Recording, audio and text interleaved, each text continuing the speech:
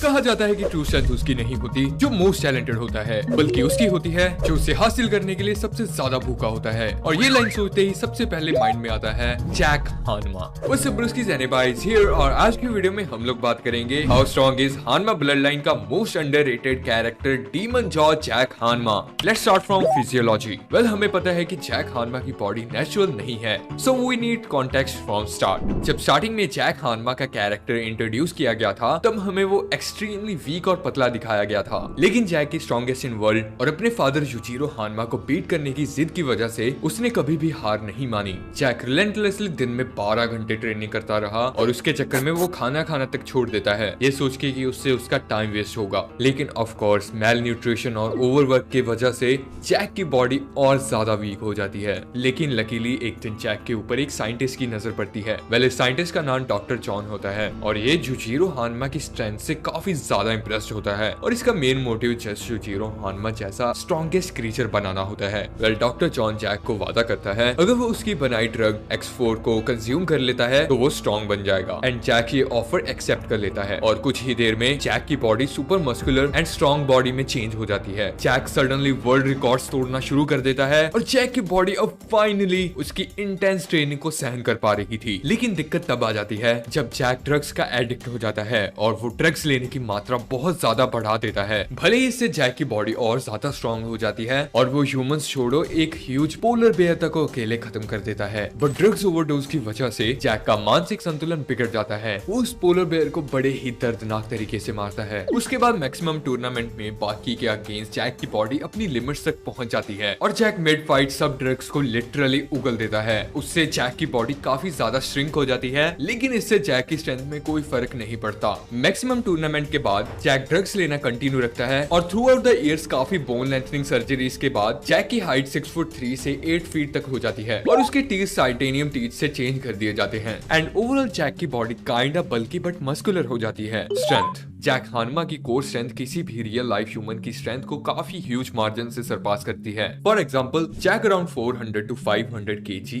Easily अपने mouth से उठा सकता है और लिटरली एक ह्यूज ट्रक टायर को अपने माउथ से पकड़ के पूरी तरह स्ट्रेच कर सकता है, क्योंकि जैक की बाइट फोर्स लॉइन से भी ज्यादा पावरफुल है। बेसिकली जैक की बाइट फोर्स को तुम एक हाइना से कंपेयर कर सकते हो। इनफैक्ट जैक एक बार लिटरली फुल पिग मीट को 10 सेकंड में खा जाता है, जो कि कई गुना ज्यादा फास्ट है किसी भी रियल लाइफ एनिमल की ईटिंग स्पीड से। तो इस बात से तुम अंदाजा लगा सकते हो कि जैक के लिए थिक मसल्स और बोन्स को चबाना कोई बड़ी बात नहीं है। इस टेक्निक को जैक आगे चल के God of the wave biting नाम देता है। वेल, इस स्पेसिफिक टेक्निक की बात हम स्पेशल एबिलिटी सेगमेंट में करेंगे। वेल, उसके अलावा जैक हानमा की अपर कट टेक्निक भी काफी ज्यादा पावरफुल है और जिस स्टाइल से जैक अपर कट यूज करता है उसके लिए तुम्हें इनह्यूमेन कोर स्ट्रेंथ चाहिए होगी। For example, pre historic pickle जिसका वेट 200 kg और हाइट 8 फीट होती है, उसे जैक अपने पावरफुल अपर कट अटैक से हवा में 20 मीटर दूर तक फेंक देता है। जैक के नॉर्मल पंचेस भी most world class champion boxer से ज्यादा पावरफुल हैं, जैसा हमने Jack versus junior Ali fight में देखा। जैक ने इजीली जूनियर अली को काफी जल्दी हम्बल कर दिया था। अगेंस्ट क्रॉस की जैक ने उसे इतनी तेज पंच मारा था कि उससे पूरा टेलीफोन बूथ हवा में काफी मीटर ऊपर उठ जाता है। ड्यूरेबिलिटी, जैक हानमा बाकी कैरेक्टर्स में से one of most durable character है। आई मीन, आज तक जितनी जैक ने मार खाई है ये काफी सरप्राइजिंग है कि वो अभी तक जिंदा है।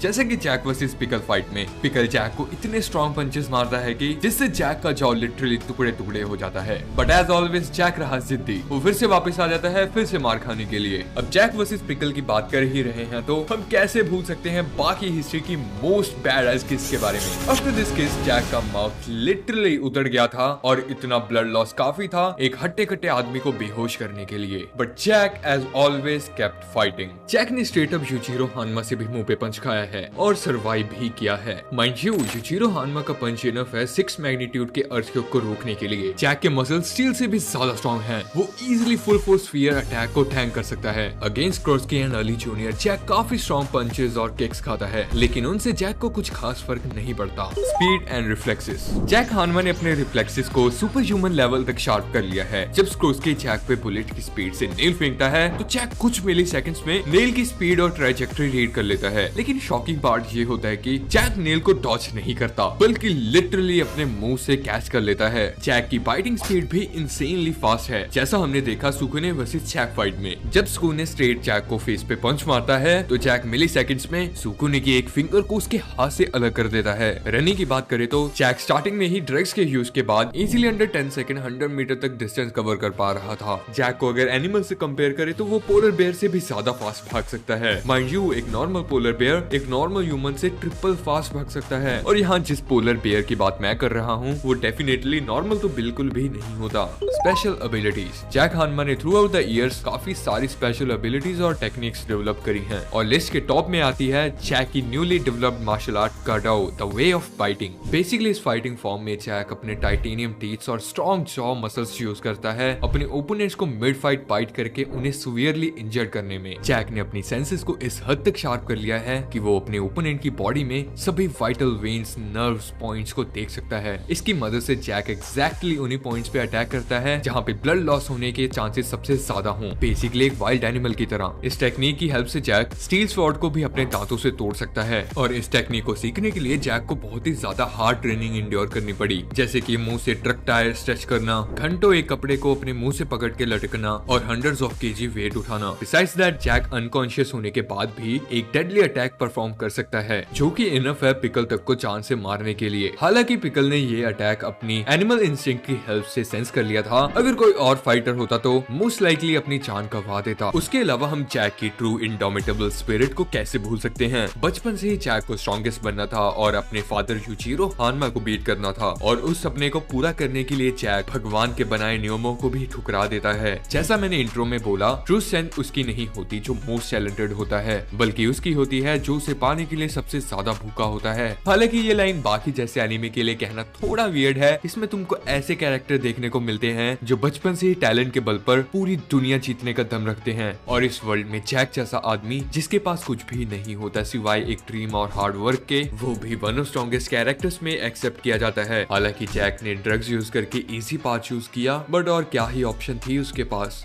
स्ट्रॉन्ग माइंड था और विल थी, लेकिन बॉडी नहीं थी जो उसकी डिटर्मिनेशन को सहन कर पाती। जिस पॉइंट पे आकर 99% लोग हार मान जाते हैं, वहाँ उसने आगे बढ़ने का स्टेप लिया। और जैक की फ्यूचर पोटेंशियल की बात करें तो कुछ थ्योरी सुनने में आ रही है कि जैक में भी डीमन बैग की जगह एंजल बैग अवेकन करे। हालांकि ये सुनने में काफी वियर्ड लगता है, लेकिन ये मे बी पॉसिबल भी हो सकता है। रिसेंट चैप्टर्स में हमने देखा जैक बचपन से ही क्रिश्चियनिटी में बिलीफ रखता आ रहा है और कैसे जैक ने पिकल के अगेंस्ट मिड फाइट ही गॉड तक से प्रे करना शुरू कर दिया था उसकी जीत के लिए। सो मे भी हो सकता है कि जैक अपने गॉड में बिलीफ की वजह से डीमन बैग की जगह एंजल बैग अवेकन करे यूजीरो को बीट करने के लिए। हालांकि ये एक जस्ट थ्योरी है, बट आई गेस अगर जैक को ऐसा पावर मिलता है तो काफी इंटरेस्टिंग रहेगा। बिसाइड्स दैट जो मांगा में लेटेस्ट आर्क चल रहा है वो मोस्टली जैक हानमा पे बेस्ड है, तो हो सकता है कि न्यू पावर अब हमें जल्दी देखने को मिले और इस बार फाइनली जैक केवमैन पिकल को डिफीट करते, क्योंकि काफी चीजें जैक वर्सेस पिकल रीमैच की तरफ इशारा कर रही हैं। लेकिन डेफिनेटली ये कोई नॉर्मल फाइट नहीं होगी। जैक को अपनी एब्सोल्यूट लिमिट्स तक जाना होगा इस बीस्ट को हराने के लिए। सो अगर तुम्हें भी जानना है कि how strong this pre historic monster really is, so watch this video next.